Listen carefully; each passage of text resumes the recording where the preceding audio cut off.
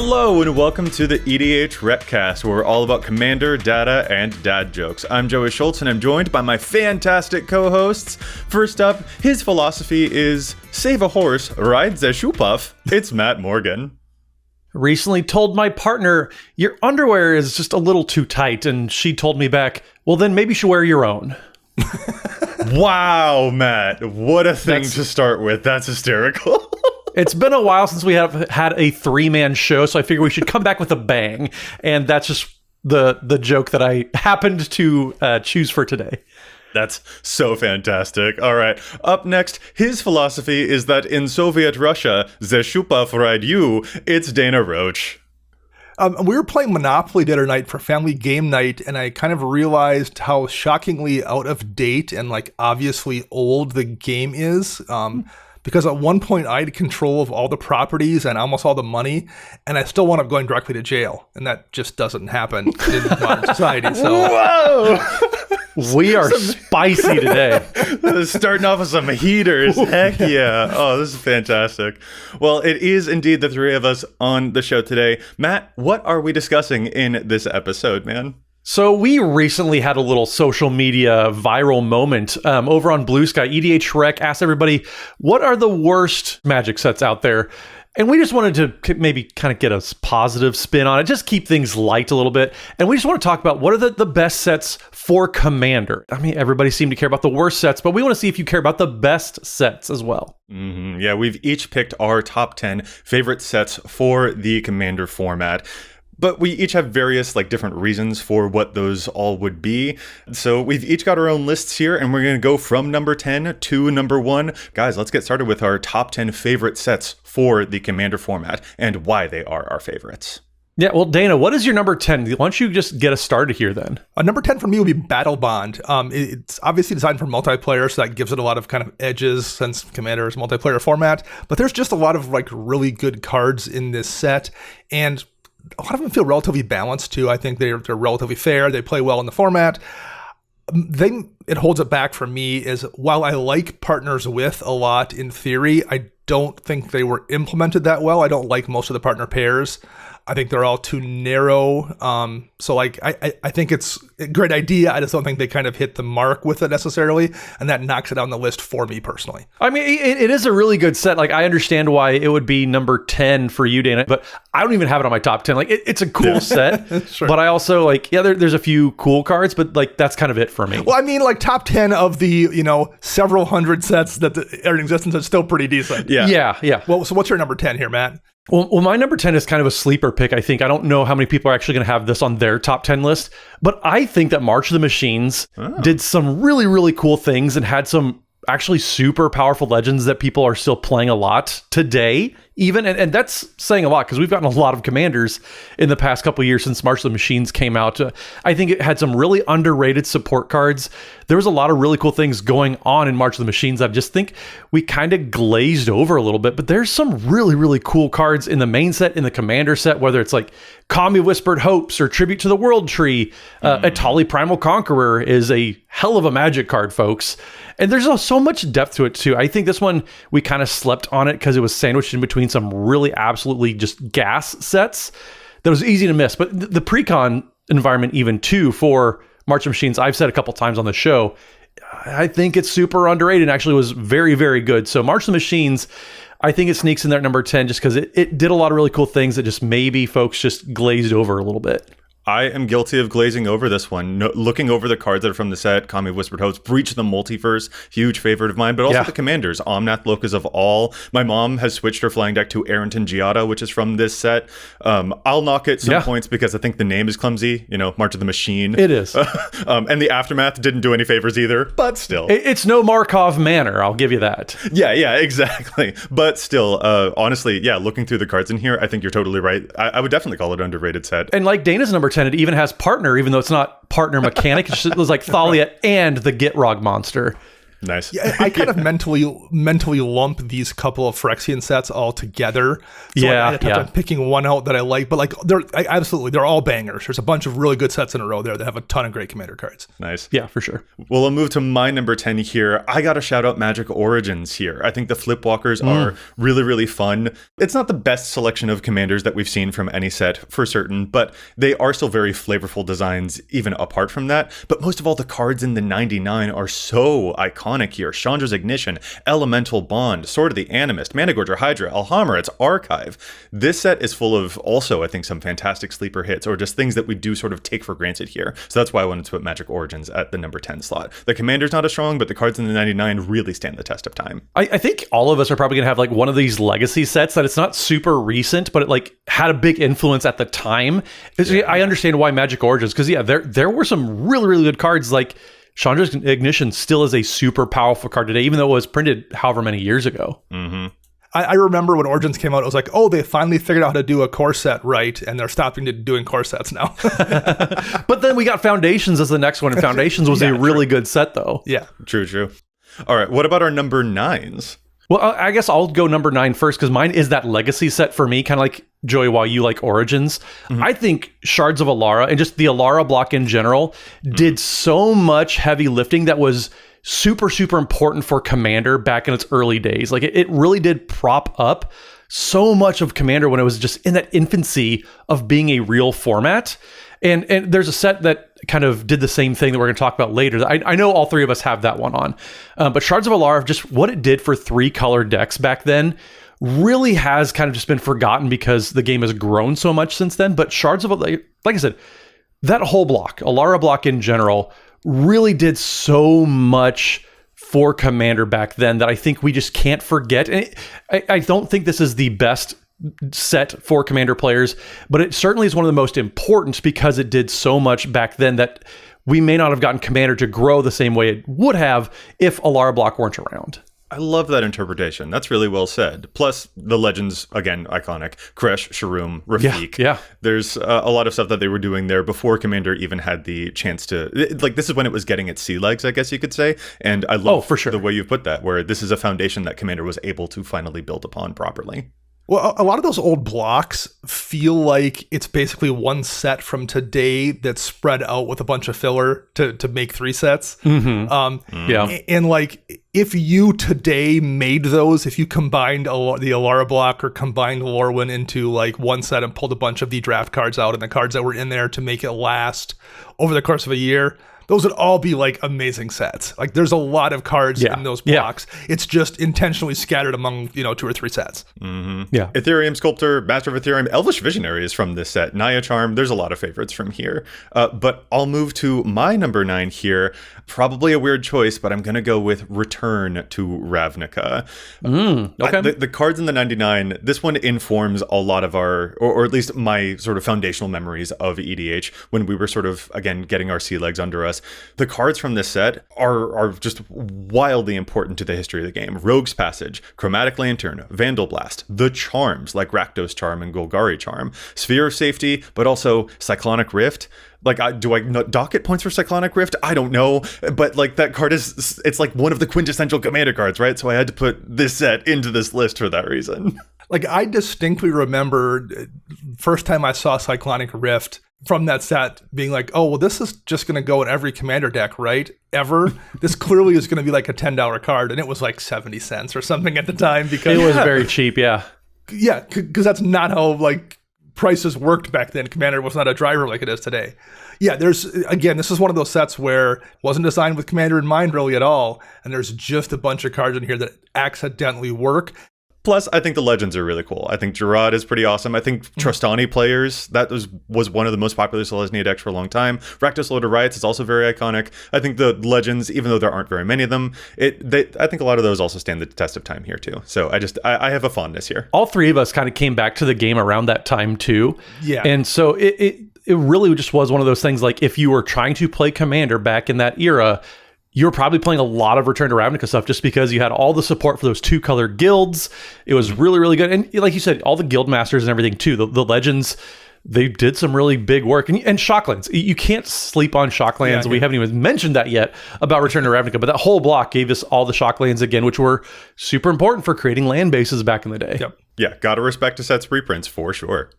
My number 9 here is Kamigawa Neon Dynasty. Ooh. And for kind of an odd reason, there's just a bunch of like commons and uncommons in that set that are quite good. There's nothing flashy or explosive about it. Like the Channel lands obviously are amazing. But like the Tamio safekeepings of the world, like there's a handful of really good unassuming cards in that set that have just found their way into my deck. Reconfigures a really, nice tweak on equipment. Sagas are in that set. We got the Kamigawa dragons, and I always like seeing dragons in different colors. It's just a good set, particularly because Kamigawa, the original 3 sets, don't tend to have a lot of love. And I feel like they really went out of their way to nail something. And aesthetically, it's cool. The kind of future punk aesthetic they went for. Everything about it works top to bottom. I think they really nailed it. And I'm a big fan of Neon Dynasty. The reconfigure mechanic was so freaking cool. Like it was a twist on Living Weapon that like it just made a lot of sense. And I kind of slept on reconfigure until I realized like, man, I think all of my decks have at least like one reconfigure card, whether it's Lion Sash or Kamenu Battle Armor. There's just so many really cool reconfigure cards that I'm a big fan of. Yeah, and meaningful commons in this set too, like Tamio Safekeeping. Definitely a banger. Yeah, for sure. Fantastic stuff so far, you guys. We've got 8 more picks each, but real quick, we've got a couple of messages from our sponsors of the show before we get on to the rest of our list. We are excited to be teamed up with Dragon Shield. Their sleeves come in all kinds of colors and art variants, and if what they have isn't enough for you, the Sleeve Crafter tool at dragonshield.com is excellent, letting you design personalized sleeves for your Magic collection. There's also a suite of new anti-glare sleeves that are great if you've got eyes requiring thick glasses like I do. They keep the glare in your local game shop off of your cards and make it easier to see. And you can stop in and see us and show off your favorite deck and the Dragon Shield sleeves that you bought for it that you can pick up at dragonshield.com, where you'll save 5% off your order using the code EDHREC at the upcoming MagicCon Atlanta. And if you'd like to support the show directly, there's a lot of different ways you can do that, whether it's subscribing on YouTube. We know most of you folks out there aren't actually subscribed on YouTube, and it just helps us so much. There's 100,000 people that are subscribed plus now at this point, and we thank everybody, but just remember to subscribe on YouTube and just make sure you don't miss any content. Make sure it helps you out a little bit there too. But if you are so moved to go over to patreon.com/EDHRECast, you can support us over on Patreon as well. And that's just another way to get yourself some great rewards in exchange for supporting us on Patreon. Whether you want to join our patron exclusive Discord server, which is great because everybody's always trying to find games over there. They're talking about the new previews, whether it's Avatar or Spider-Man, all those different preview seasons. It gets super busy over there. A lot of fantastic discussion, and we're chatting with people over there as well. So we would love it if you would go to patreon.com/EDHRECast and supporting us over there. And as a special thank you, we do a shout out of the week to one lucky patron every single week. And this week we are going to give that very special shout out to Maddie Marquise. And I love the alliteration. Granted, you did try to take my name, but Maddie, thank you so much for your support by going to patreon.com/EDHRECast. Thank you so much, Maddie. By the way, there's a cool new feature on EDHREC that just came out. Have you noticed the new fire scores on cards on EDHREC? Our Duchess of Data, Julia Maddalena, has developed a cool way to show everyone the hottest cards for Commanders right now. You'll see a hot tag on cards that are trending right now for various legendary creatures, and if you hover over that tag, it will show you the card's fire score. You can learn more about the exact math of trending cards in Julia's article series, which is called Fire and Ice. You can find it on the EDHREC homepage. And you can feel free to check out our past episode 376 called Why Are These Commanders Trending for even more information about commanders that are hot right now too. Just wanted to shout out another cool new feature on the site that is helping players stay in touch with the Commander Zeitgeist. Okay guys, we're getting back into our topic now. Let's move to our number 8 positions of our top 10 favorite sets for EDH, for Commander. I guess I'll go with my number 8 here, at the risk of it making Matt explode. I'm going to whisper the words Final Fantasy and see what happens to it. I'm going to get really excited because this set is awesome. It really is. It is so freaking good. I'm sure that you must have this higher on your list, but I do. I guess I'll put it this way. I tried to ignore this set. I didn't want to think about Final Fantasy. I didn't want to build stuff for it. I can't stop brewing commanders from this set. They're really good designs. They're very evocative. They're very flavorful. They're very fun. And the draft environment doesn't hurt either. It's been really fun to draft this set. Yeah, I do have this higher up on my list. This set it's fantastic. It's a great set, great legends. And for the sake of me having things to talk about, I'm just going to say, yeah, solid pick, Joey. Yeah, we'll hear more about it from you in future spot on the list. We will. Sure. We will. Yeah, this is my number 7, and I'll talk about it a little bit when we get there. It is an excellent set, and we'll talk about it when I get to it. But my number 8 here would be Time Spiral. Ooh. So this is kind of my old set. Okay. There's just so much goofy stuff in it. Like, there's so many throwbacks to old cards. There's really good mechanics, split second, flashback, suspend. There's morph cards in there. There's slivers. It feels kind of like a master set. Sure. Yeah. They do a lot of sets today that feel like Time Spiral, but at the time there was nothing else that felt like that really. Mm-hmm. So it still stands out as an excellent commander set and just kind of a great set all around. I think because just all those mechanics were kind of ahead of their time a little bit, they gave them a ton of staying power too. Even though if it was like split second, well, we got more split second later, but still having it the first time just made it so much more powerful because it just was truly ahead of its time. You can also fault this set for me and my love of graveyards, because this is where we got Dread Return, and that's what really cemented me into my necromantic ways. True. So if that's a plus or a minus in people's book, that's totally up to you. Yeah, for sure. Well, my number 8 it's a little older, but also it's arguably one of the most powerful sets that came out at the time. It's Commander 2016. I know it's not a full set necessarily, but you cannot talk about Commander without talking about Atraxa or Partners or just all the legends that it introduced. And it still has some of the most played commanders in the format. And 10 years later, it still is just kind of lingering over the format. Not lingering, that's maybe a bad way to put it. But yeah, you have all these things, and it default has kind of the best thing you can do. Like, if you have this pile of 98, 99 cards and you don't know what to do, just throw Atraxa at the helm, just throw some Partners there, and you're going to have a perfectly fine deck. Like, it's the 99 isn't great, the non-legends. Yeah, they still were figuring it out. It was still back in the day when everything for Commander costs 6 mana plus.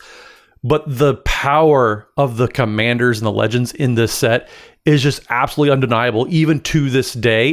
And I think it deserves a spot on our list at this point. I'd been trying to avoid precon environments, sure, but had I put any precon environments on here, good Lord, this would be so high for me too. Sure, yeah, totally fair. Of the precon environments that exist and the designs that have had a huge impact, 2016 is undeniably an indelible aspect of EDH. But I think that kind of speaks to, I guess my opinion of is this precon environment by itself did as much as some entire sets. Oh, wow. Okay. Yeah. I'm torn on this one. I like Partners a lot as a mechanic. I think this implementation to me is a resounding failure. I think the format is the existence of 13 of those 15 partners makes the format worse. Yeah, I agree. But they also got to play around with partner moving forward, and they may not have if they didn't have that first. Correct. Yes. Not the best implementation at all, but they got so much better with backgrounds and stuff like that. Yeah. Absolutely. And they're very that they make for an interesting CEDH space where the power level of them is appropriate. I just think outside of that space, I find them very frustrating to play against, but I find most popular commanders annoying to play against, so I'm probably weirdly biased there. And at least you're self-aware. Too much weight. Yeah. Admitting it. Too much weight on that. Yeah. My number 7 here, we'll jump into that, is Final Fantasy, which we've already talked about a little bit. It's just an excellent set, top to bottom. I think my favorite part that didn't get mentioned, I think the saga creatures are just the best implementation of sagas. It both makes sense in terms of the game and how those summon spells work, and they're fun to play. It's an interesting design tweak. Love everything about it, and it's just a great set, top to bottom. Yep. Yeah. Summon Bahamut, summon Titan. They're very impactful. Yeah, there's so many cards, 99, a legend, whatever you want. There's something there, yeah, for sure. I still have it coming up on my list, so I'll gush a little bit more. But yeah, this belongs on pretty much everybody's top 10. It's very impressive. It's a great set. My number 7 pick might be a little bit controversial. I have Commander Legends here at number 7, which I imagine is higher on both of your guys' list. I think it is full of very inventive designs. The direction that they took partner was a nice evolution to see those things, especially monocolored partners. And there are some fantastic cards for the 99 in this set. I put it lower on my list because I do feel that it caused a little bit of damage too with the number of cards that had to be banned from this set. Sure. So I'm docking it points for that, but it is still also one of those things that feels deeply foundational and is another one of those things that we're building off of even further here. It's hard not to think of Commander Legends when we're talking about the best Commander sets of all time, you know? So I've got it here at number 7. Yeah, foundational, I think, is a really good way to describe Commander Legends. Just with what it did, what it meant at the time, too. Like, we're still playing all of those cards. Yeah.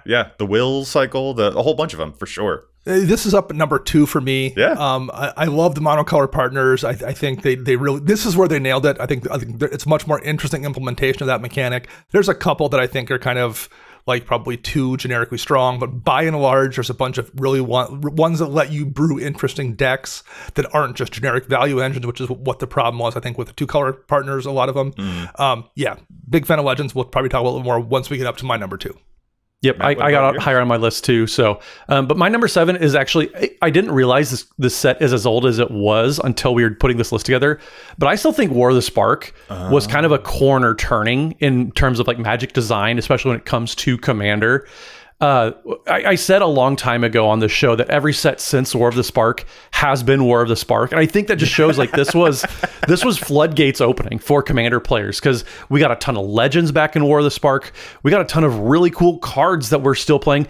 Lots just nutty cards like Bolas's Citadel, Finale Devastation, but even some support cards like Dovin's Veto or Mayhem Devil kind of just gave a whole bunch of juice to all of these different archetypes. They got Joey, one of your favorite commanders of all time, with Feather the Redeemed. They had Visit Reborn, Massacre Girl. People still fangirl over Massacre Girl, and we wouldn't have had it without War of the Spark. I think this, it maybe has gotten power crept down a little bit with some of the recent card designs, but what it did and what it meant at that time, and it still is being felt today, that just to me says this deserves a spot on my top 10 because it was a house of a set.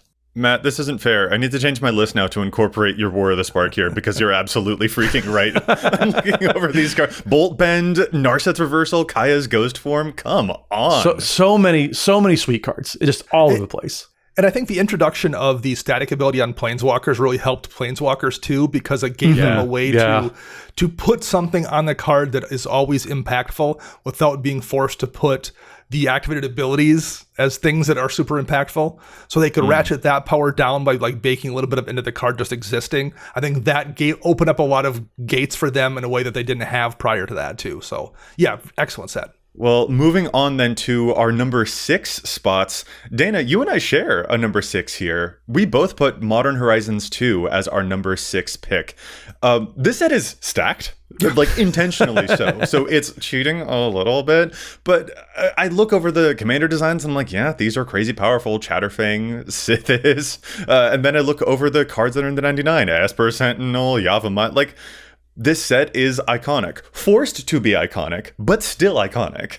And even if you get past like the really broken cards, and there's a ton of them here, like there's a lot of like just really good role. Like Liquid Metal Torque is in so many decks that I play. Like it's not broken, but it's like just a really good, useful card. Thought Monitor I see all the time, sees a ton of play. Nettle Cyst, the 2-color artifact lands. Again, this is a set that's like even once you get past those initial super powerful commanders, there's just a ton of really good role players here that round out decks. Top to bottom, it's just filled with gas. Yeah, I also have Modern Horizons 2 on my list. It is actually a little bit higher. But everything you guys have said is just absolutely true. This set just does so many different things, and we haven't even really mentioned the legends. I know there wasn't a ton of them, but still, you had some absolutely just all-timers like Chatterfang, like Sithis Harvest Hand. There's some really, really powerful commanders to boot with all of these cards that kind of ruined Modern for a little bit. yeah, I can't forgive this for what it did to Modern, but yeah, same. The stuff that we got for EDH, I'm pretty happy with the pickings. That's all I gotta say. Yeah. Well, so my number 6, this is where I put Final Fantasy. It feels a little low, but for me, it's too soon. I don't want recency bias to cloud my judgment too much because I love Final Fantasy. I don't know if it's a top 5 set for Commander players of all time, but holy cow, it has certainly made an impact this year for sure. All of the things that you guys have said already, literally everything. I just can't add enough. But man, the legends alone are going to have people brewing for years, just how powerful these are. And I'm not just talking about Vivi, which is obviously broken, but just the depth of everything. The precons were fantastic. If you're a Commander player that's coming into the game, this is a fantastic launch point if you can get your hands on the sealed product. But otherwise, if you're just building decks, Final Fantasy just does everything for you. It has so much depth, so much great stuff going on. I can't gush about it. And I can't even think of specific things anymore because that means I'm trying to say 12 things all at once. Yeah. And that doesn't make for good radio. Yeah, but it gave tools to the things that feel appropriate for it. I think one last thing for us to shout out would be like the crystals, giving a little extra boost to some monocolor decks out there too. Is also just a nice cherry on top of everything, you know? Yeah. Like it hit a lot of areas. I know you don't want recency bias to play a role here, Matt, and I totally agree. I'm trying really hard to do my like journalistic integrity type of thing here, but it's really, really hard. I totally agree, but I do think the set will age well in terms of the cards from this set that we still have in our decks for years to come. Yeah, like the Traveling Chocobo is going to be played in every landfall deck ever. The Buster Sword is going to be played in every equipment deck ever. There's just so many cards that are just super, super pushed, but they're also like, they're pushed, but they're not broken necessarily. And that's the space that I love to be playing in. Calling all EDH Reckoners, or EDH Wreckers, or EDH Record Keepers? What should we call you guys? Anyway, we're conducting an audience survey at gum.fm/EDHREC, and we want to hear from you so that we can keep making content that you love. You know this, we know this, there are ads on our podcast. YouTube ad revenue is nowhere close to covering all of the costs that are associated with running the show, so having things like a sponsor on an episode does so much for helping us to pay rent. But we also want to improve that experience so that you don't get ads that don't reflect your values, or our values as a Magic community. We want to improve at this, and improve it for you, and to help you avoid ads that have stuff that you're not even remotely interested in. In order to do that, though, we need to get a little bit of audience data that we can then demonstrate to sponsors. You gotta have the data in the first place to challenge the stats, you know? If you head to gum.fm/EDHREC, which we'll also link in the description, just 2 minutes to fill out that survey would be huge. It is a super quick and completely free way to help us out, and also to help improve your listening experience. And hey, maybe while you're at it, let us know whether we should call you EDH Reckoners, or maybe something else. So again, the survey is completely free and will take you 2 minutes, and you'd be helping us out so much by doing it. Go to gum.fm/EDHREC to fill out our audience survey. That's gum.fm/EDHREC. This episode is brought to you by Archidekt, the very best Commander deck building website. We house all of our decks on Archidekt, which you can find linked in all of our episodes, or go to archidekt.com/EDHRECast. And by now, you've probably heard of my favorite feature on Archidekt, dragging and dropping directly from Scryfall or EDHREC right into your deck list, saving you tons of time on typing out your card choices when you're updating your list. And you probably also know that Archidekt's playtester is the very best in the biz, smoothly starting each new turn with a swift draw and untap, easily grouping and tapping things en masse if you need it, making searches and scries super simple, proliferating a bunch of counters with just one click of a button, and more. But did you also know about its playtester logs feature? Archidekt can track stats during your playtests, noting such data as your number of cards drawn each turn or number of mana producers played each turn, so you can see how often you're hitting your land drops or how many extra cards that you draw, and on what turns you're most likely to start drawing extra cards. I just playtested a +1 counters deck to see how much total power it could accrue on the field, and Archidekt tracked for me that I got up to 48 power by turn 6. Such easy access to a detailed recap of your playtests can help you get in tune with how your deck really works, or help you locate its weak spots, and all those little edges and extra bits of knowledge could make all the difference to make you more successful at your next game night. Check out our decks at archidekt.com/EDHRECast, that's ARCHIDEKT.com/EDHRECast, EDHRECast, and thanks again to Architect for constantly innovating and for sponsoring the show. All right, those were our number 6s. Dana, how about you move us on to our number 5s? Number 5 here, and I will preface this by saying, like, I'm grading on a curve here a little bit. Zendikar is my number 5, the original Zendikar set. Oh, great pick. Okay. All right. And part of the reason I say I'm grading on a curve is because, like, this is before they were designing for Commander, so you have to factor that in. These cards were accidentally good in Commander versus today where they're intentionally good. Mm-hmm. And to have that many cards from a set be accidentally good in our format versus when they're trying to make them good is a whole different deal. And there's a bunch of cards in this set that just were accidentally great in Commander. We got Landfall as a mechanic for the first time showing up here. That's considered one of the best Commander mechanics of all time. Like, how many landfall decks are out there? It's one of the most popular themes that people build around.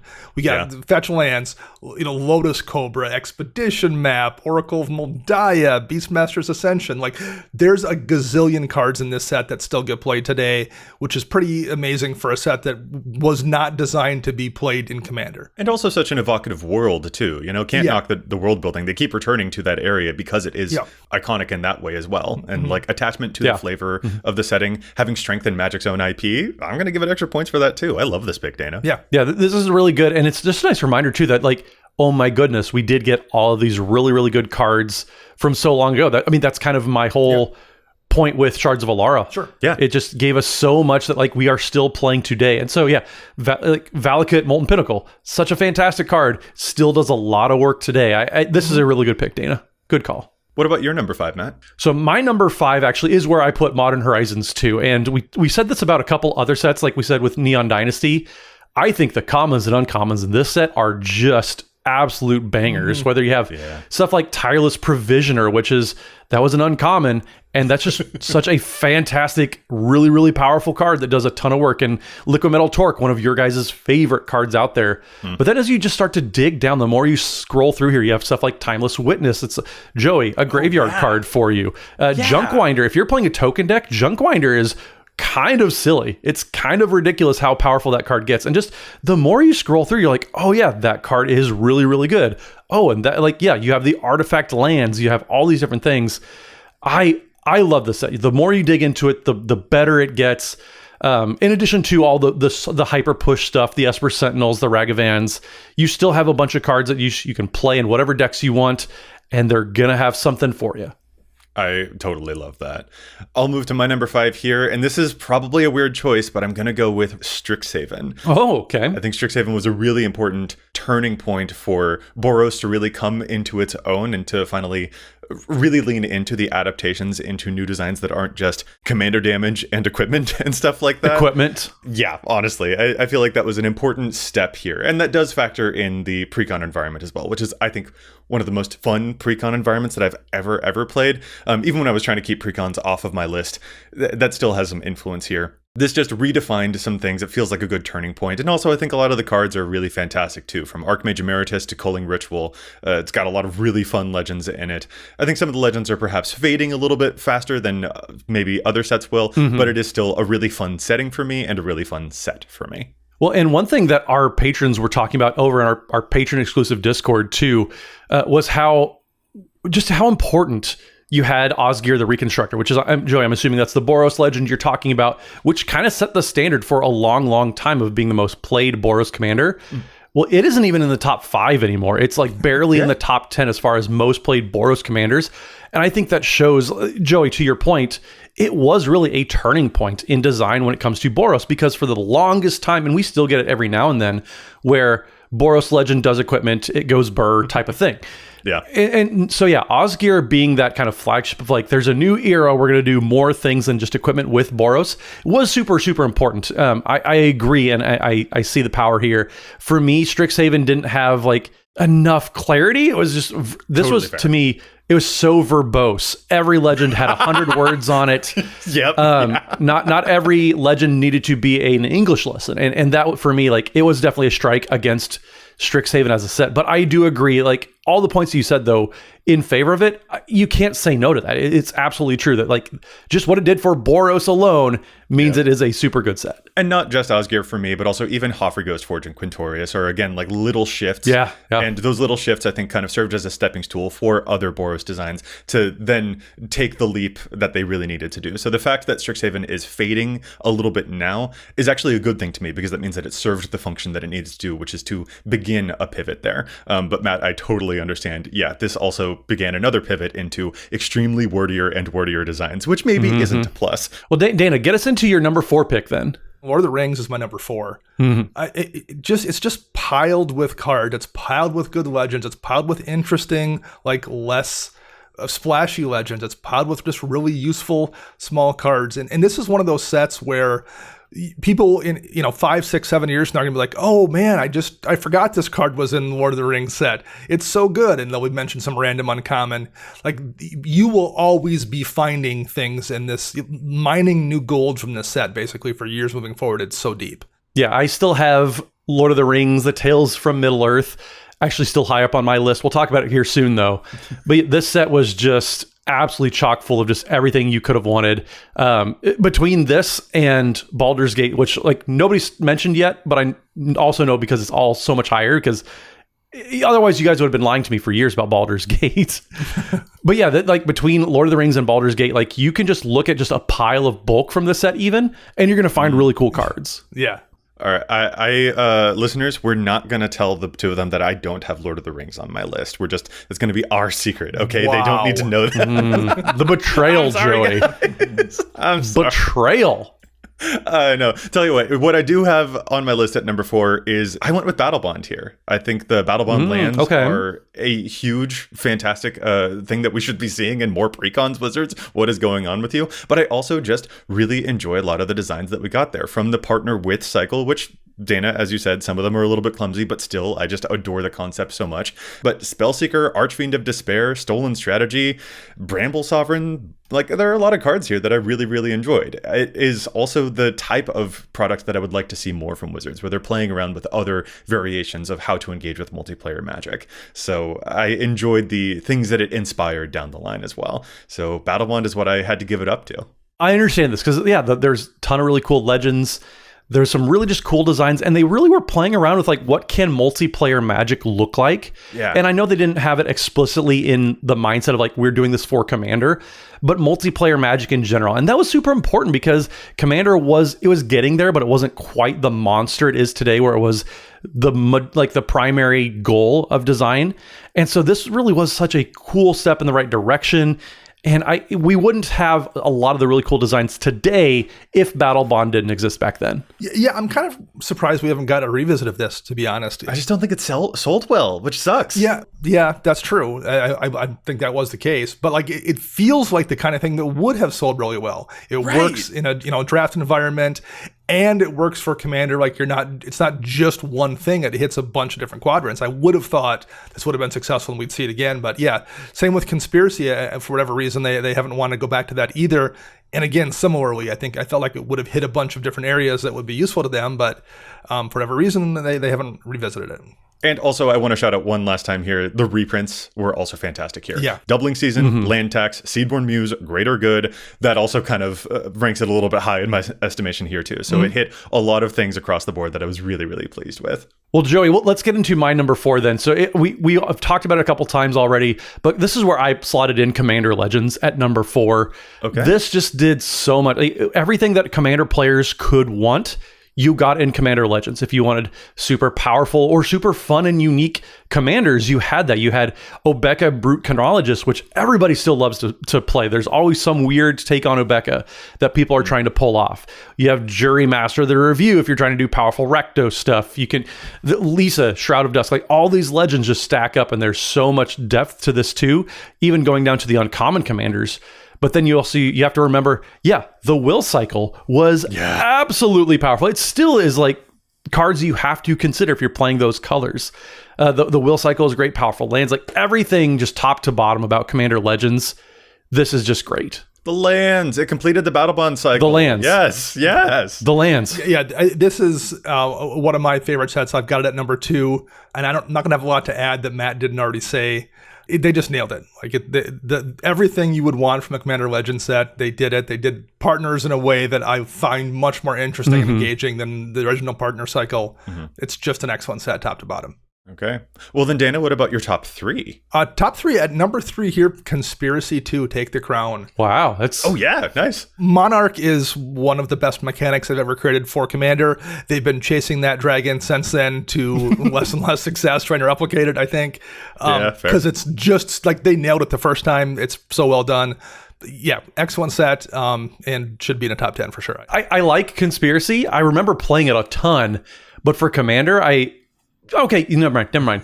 Monarch is good enough. You got me. Dana, I came so close to putting Conspiracy Take the Crown in my top 10, and frankly, I feel guilty for not having done so. Let's call this my number 11 honorable mention, or maybe I need to redo my list again after hearing a bunch of your guys' picks.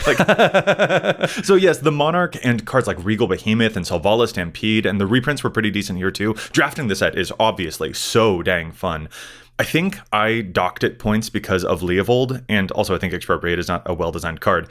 But it's tough because like the Monarch mechanic is an all-time great, but maybe for me, it was like so much of the set is devoted to the Monarch, and I don't actually play a whole lot of Monarch in my own decks, so maybe that made it feel like a chunk of the set does not actually affect me and my deck building quite so much. Sure. I'm really torn. If I redid my list tomorrow, this set probably would be on my top 10, and if the comments want to roast me for not having let this one into my top 10, I completely understand why.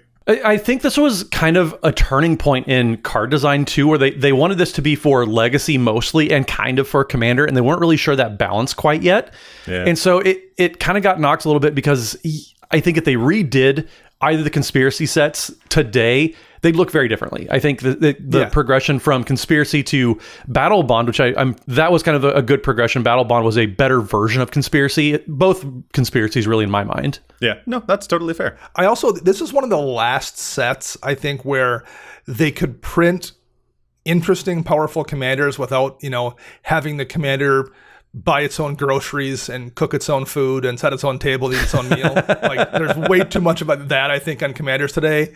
Fair. Yeah. These ones are powerful, but like they are requiring you to do a thing to achieve that power versus it all being on the card. And I think this was one of the last sets where they were printing a lot of commanders like that before that corner kind of turned as well. I don't know. Leovold has something to say about that, but also Leovold got banned. That's unfair. Matt, what about your number 3? So my number 3 coming in. This is where I put Lord of the Rings.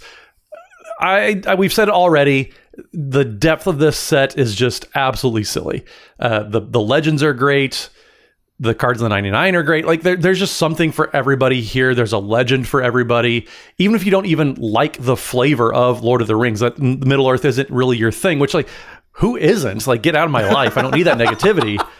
But also just like there's so much fun stuff going on. I love this set. It felt like home to me. So even just like adding in the emotional attachment, I could have easily put this as my number 1 set. I loved it, but just trying to be impartial as much as possible.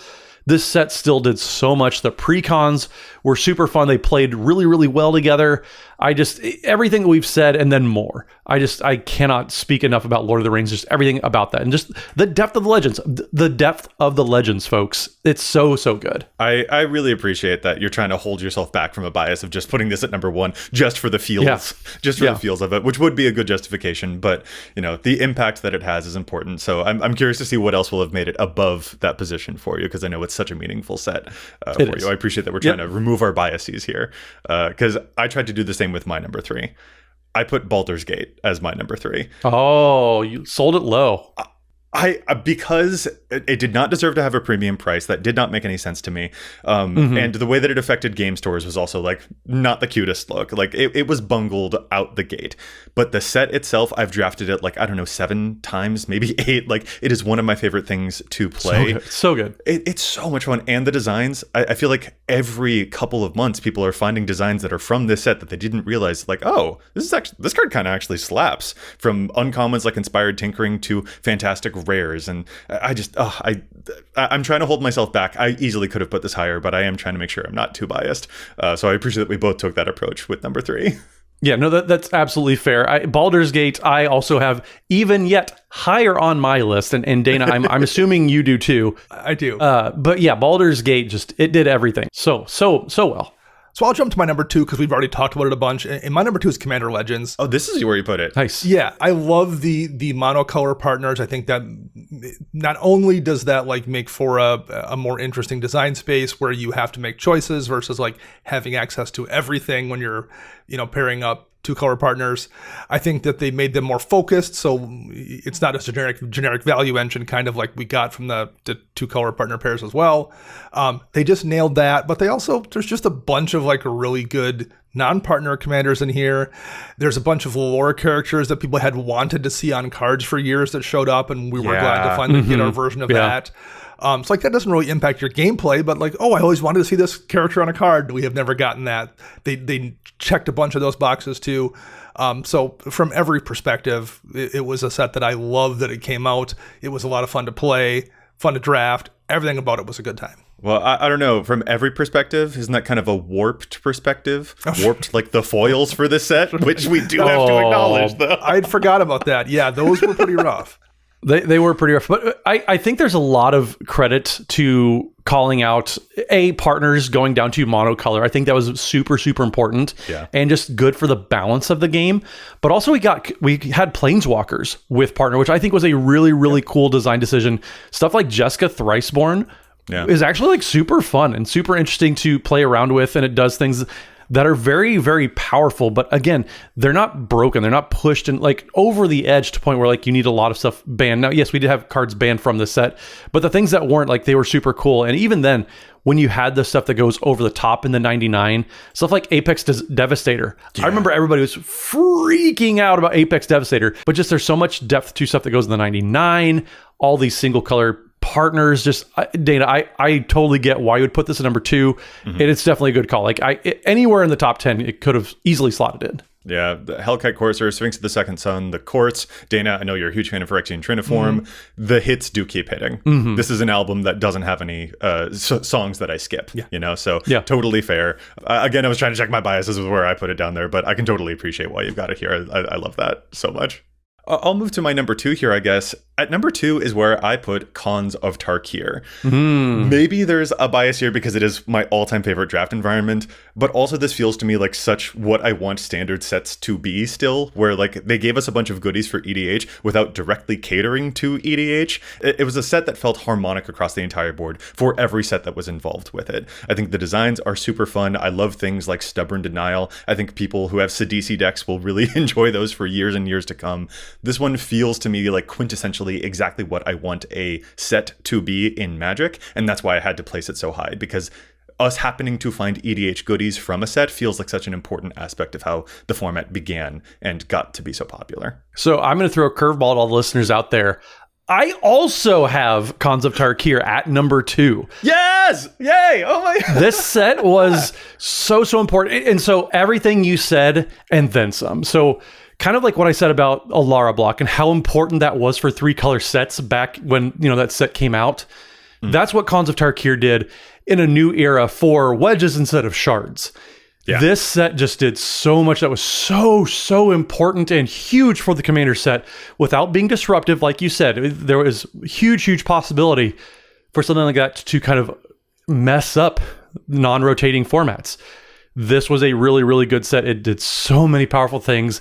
It set a ton of precedent as far as how you can play around with 3-color designs. And I know all the design articles written about this set are kind of legendary because you had stuff like Treasure Cruise, you had stuff like Dig Through Time, we had Tri-Lands, we had those tapped Tri-Lands, and just so much depth. If you were playing a 3-color deck, you're probably playing a ton from this set. And then also from Tarkir Dragonstorm that just came out this year too. You're probably getting so much out of there. In addition to just really powerful cards like, Disdainful Stroke is still a random common and uncommon that does a ton of work. Stubborn Denial, Joey, like you said. Deflecting Palm is... Yes. What a card. What a card. I love that card so much. And yeah, there weren't a ton of legends, which is maybe honestly the only thing holding this set back. And I know, like what you said, Dana, back then we would get 3 sets, and if you combine them and added all the legends, it's kind of a modern day set. But yeah, in Cons of Tarkir alone, we had so much support, so much great stuff going on. And then we had reprints. We had some really good reprints. Has anybody heard of Fetchlands? These are really good cards, folks. Yeah, there it is. Yeah. No, and the smaller number of legendary creatures in this set, I feel, shows restraint. It's nice. You know? I do miss those days. You're right. Yeah, so like I just find it elegant from top to bottom, from Treasure Cruise to Grim Horror Specs. I adore the crap out of this set. I almost had a Tarkir set make my top 10 here, but it would have been Dragonstorm for me. I think for me, totally Dragonstorm is the set that hit the most. But they've kind of not missed with Tarkir. It's been the plane where like every set kind of it and Ravnica are the ones where like they're just always good sets. Well, Murder's at Markelov Manor. I guess, was a little bit of a Ravnica set. As soon as Dana said, I was like, I'm not gonna. You're going somewhere I can't follow you. You got me. Yeah. Well, then what about you, Dana? How about you move us to your number one? My number one is Commander Legends Baldur's Gate. There it is. It's the set for me. It was so much fun to draft. It was so much fun to play. I think backgrounds are the partner version of Monarch, like the perfect implementation of that mechanic. I'm somebody who tends to brew, like I don't see a commander and want to build a deck. I have an idea and then try to find a commander that facilitates the idea. And way more often than not, when like I have an idea, I'm looking at the background commander combinations because that's how I oftentimes find the thing that lets me do the thing I want to do. Backgrounds just work so well. They never really feel broken because there's a couple different ways you can stop it. They also work well in decks that aren't, where they're not in the command zone. You can just put them in a deck and have them be really good. There's just a bunch of good cards in the set, top to bottom. Anyway, I love everything about it. You know, I'm a D&D fan. It's everything I would have wanted from a Magic set. And if we had gotten 3 more of these Baldur's Gate sets, I would buy the heck out of all 3 of them. My favorite implementation of Magic as a game in terms of what it does for Commander ever. A lot of the stuff surrounding Baldur's Gate is very clumsy. You know, people lay a lot on the marketing. A lot of people don't like, venturing into the Undercity as well. But like decks that are wholly built around the Undercity, I think are very, very engaging. So there are clumsy aspects around the set, but the set itself is just a joy to play from top to bottom. Yeah, absolutely. This is my number one set as well. I just cannot say enough. Oh, of course. If you've been listening to the show for more than 20 minutes, you'll know this is my favorite set. I absolutely just cannot say enough. Like I said about Lord of the Rings, if you just took a pile of Baldur's Gate bulk and just kind of like sorted through it, you're going to find like 4 or 5 cards that are like, oh, I could totally put this in a deck. Oh, I want to put this in a deck. And this set, like the limited format was a ton of fun. I would go back and draft the set over and over again, but even then, as it applies only to Commander as a format, background, like I agree with Dana, it is probably the best execution of some take on partner maybe ever. I think it is so clever. It makes so much sense in a way that isn't broken and like messing things up in an unhealthy way. I think this did so many things that just moved the format forward and not in a way that just was unmanageable or in an unhealthy way. And that's just, it takes so much restraint. This is where I think the restraint really came in, because they could have pushed everything. I know that they wanted to line up with the release of Baldur's Gate 3, the video game, and they didn't quite get there. But oh my gosh, I just cannot say enough. But just the depth of Baldur's Gate, it did so many important things for the format that like we are still celebrating today. Like the ancient dragon cycle, all of the legends, you had so many things that like, if you wanted the hyper powerful, just over the top things, you had that. But if you wanted just the quality of life upgrades into your decks, that was where just there's so much value to it. And then really unique and really cool designs. Like Dana, I know you love Astral Dragon. And then just the legends, you can take out backgrounds and the partners there and just go with the legends alone, and you have some bonkers commanders. Because I mean, it is where we got Myram Sentinel Worm. So there's just so many things. Like no matter where you look in this set, there's a ton to love, and I adore this set. It is my number one set, and you cannot tell me. It's going to take something just truly remarkable to even get me to consider taking this for my number one set. I was trying not to be biased about putting it number one, but I came really close, and now I feel left out of the group. So you guys have shamed me successfully. You've still got it in your top 3. That's good enough. For my top spot, I've got to give it up to Modern Horizons 3. Okay. This one, it feels like cheating to me. I don't know. Like, this one is obviously designed to be powerful. It's designed to intrigue players across the board. And you know what? I will also say Nadu should be a knock against this set. That bird was not cool. But for this exercise, I was trying to remove my biases. So I went just by the numbers here. And if I'm going just by the numbers, this set has impacted every single deck I've made. Yeah. The new MDFC cards that it has, like Sink into Stupor, Witch Enchanter, plus the new multicolored ones. It has amazing rares like Ripples of Undeath, Shifting Woodlands, the Flare Cycle, you guys, Shadow of the Second Sun. That and the commons and uncommons are also meaningful and magnificent in this set. Stuff like Collective Resistance, Malevolent Rumble is one of my favorite commons ever now. Marionette Apprentice is so good. And if I do include the precons as part of my evaluation, then those are also just some of the most inventive designs for precons I've seen in ages. It is a premium price product, and Nadu is an embarrassment for sure. I probably should not get harder for things like that, but I just couldn't shake the fact that, by the numbers, this product is present in every deck that I made. So that's why I'm giving it this spot. I didn't have it on my list personally, but I understand all the arguments for it. Yeah. I get why you have it rated highly. 100%. To wrap up this episode, we've all got all of our lists. We recorded this section, but the audio got a little bit funky, so I hope you all don't mind me coming in post to recap all of our lists for you real quick. For my list, it's at spot number 10, Magic Origins, 9, Return to Ravnica, 8, Final Fantasy, 7, Commander Legends, 6, Modern Horizons 2, number 5, Strixhaven, spot number 4, Battle Bond, number 3, Baldur's Gate, number 2, Khans of Tarkir, and number 1, Modern Horizons 3. But after hearing the other guys' lists, there's definitely a few that I would shift around. For Matt's list, he has March of the Machines at spot number 10. At number 9, Shards of Alara. Number 8 is Commander 2016. Number 7 is War of the Spark. At 6, he put Final Fantasy. Number 5 is Modern Horizons 2. 4 is Commander Legends. Number 3, he has Lord of the Rings. We both have Khans of Tarkir at spot number 2, and his number 1 is Battle for Baldur's Gate.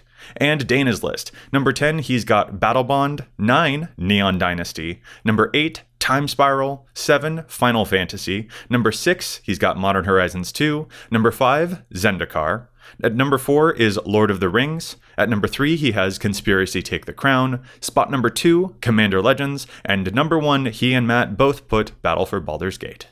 Well, listeners, we'll put all 3 of our lists on screen for you here. These are our top 10 favorite sets for Commander. But of course, that means we have to hear from you about what your favorite sets for Commander are as well. Which ones do you think were the most foundational, the most impactful, have the best reprints, have the best Commander designs, have the best cards for the 99? Let us know all about it in the comments. Hit us up on socials. And speaking of which, as we close this episode, guys, where is it that our listeners can get in touch with us online? So you can find me on pretty much any social media platform at Mathimus55. That's MATHIMUS55. And don't forget, we are proud to work with Dragon Shield for all of the best ways to protect all of your cards, no matter what set they're from. Dragon Shield has you covered. You can sleeve up your cards, protect them to keep them nice and fresh. So make sure you use code EDHREC on checkout to get yourself a little discount. And you can find me online at Dana Roach. I'm writing articles for EDHREC. And you can find all of us together at patreon.com/EDHRECast. Remember, if you're a patron supporter, you get access to our Discord. And we're releasing weekly deck tech videos for patron supporters only that you can get to at patreon.com/EDHRECast. And you can find me everywhere online, from Instagram to Blue Sky, at Joseph M. Schultz. And you can find the cast online at EDHRECast. Listeners, we'll be back at you next week with more data and insights. But until then, remember, EDHREC your deck before you wreck your deck.